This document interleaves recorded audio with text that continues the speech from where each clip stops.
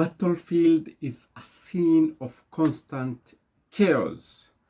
He who understands how to adapt to this chaos emerges the winner.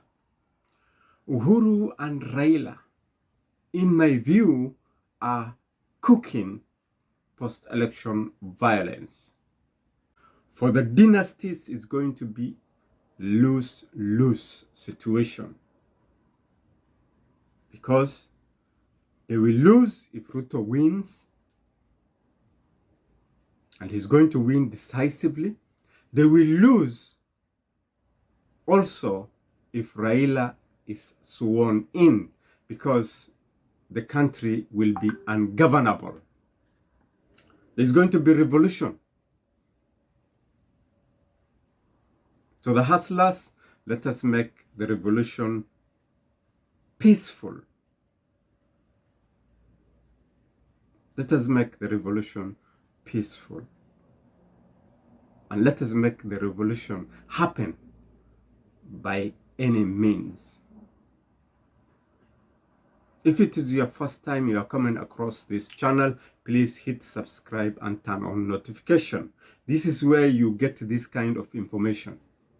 What is happening is Uhuru and Raila want chaos to happen in Kenya if they don't win.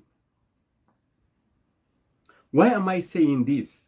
There are a lot of indicators, a lot of signs that things are going to turn up nasty during the elections and immediately after the elections. Now, despite the fact that Uhuru Kenyatta, the chairman of Azimio, has done everything possible, has mobilized the government machinery to tilt the balance, to tilt the elections, to tilt the outcomes in favor of Raila, but it is not working out. And deep down in his heart, Uhuru's heart, knows that Ruto is going to win the presidential election because of the past records, 2013 and 2017. What did he do? He knows that fighting Ruto is futile exercise. It is something he knows. It's something he believes. But still, Uhuru is not giving up this early. Even though when the bottles get better of him, he rarely resists the urge to continue and stand up and fight.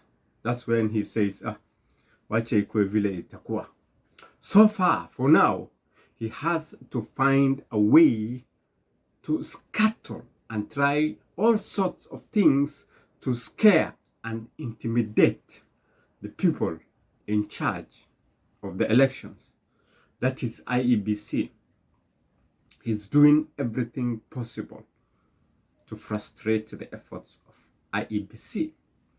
This time, if the elections are rigged, and the elections are going to be rigged in favor of Raila, no doubt, in my mind, there will be post-election violence. But it is going to be a different post-election violence. It's not going to be a tribe fighting another tribe. It's not going to be a region fighting another region. It is going to be a different post-election violence. What am I talking about? This struggle is going to be between the hustlers and the dynasties, the haves and the have-nots. It has been happening. People have been talking about, but it has taken, low profile. The situation at the moment is at tipping point because of the cost of living. 70% of the people who live in Nairobi and other regions of Kenya cannot afford basic daily bread. The high cost of living is the straw that broke the camel's back. And take this one very serious. For the first time in the history of Kenya, the internet will be down during the election day. From 6, the internet is going to be down.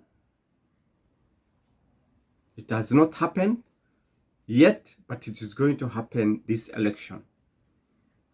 And after the polls close, Kenya Power and Lighting is going to switch off the grid. There will be blackout across the country. 2 problems: no internet, no power. So in darkness, you can expect anything to happen. It can be in favor of Ruto or it can be in favor of Raila and Uhuru. In darkness, expect anything. There are loyalists, Ruto loyalists in government. And so there are Uhuru and Raila loyalists in government. So things are going to be murky, going to be difficult. And this is not a joke. It's going to be serious. So Raila is going to be sworn in even before the results come in. This is not going to be the end of everything. He's going to be sworn in, but that is not going to be the end of everything. Protest will be organized after a while. Initially, it will start most slowly as a demonstration in support of results, release the results, fair election, and in support of Ruto, the chief hustler. At the forefront will be border operators.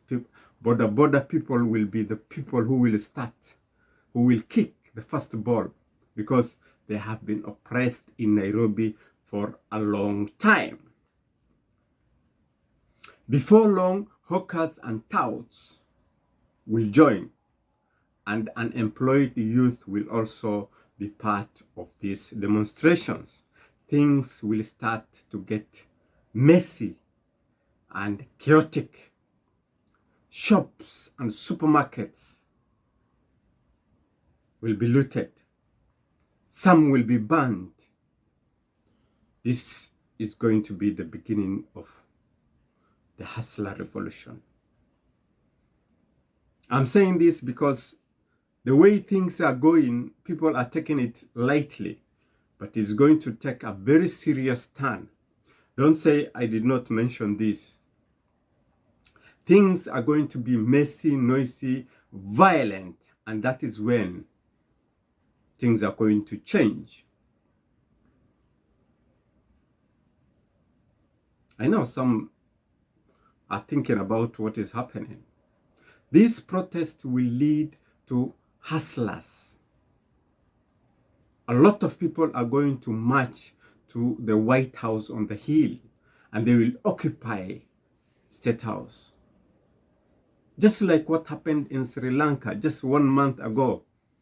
People did not know, did not think, did not imagine that such kind of thing is going to happen in Sri Lanka, but it did. So it can happen in Kenya, and get prepared. So the script is already set, and the drama is ready to start immediately on the 10th of August. During and after the election, this can only be avoided when Ruto wins and Uhuru peacefully transfers power to Ruto.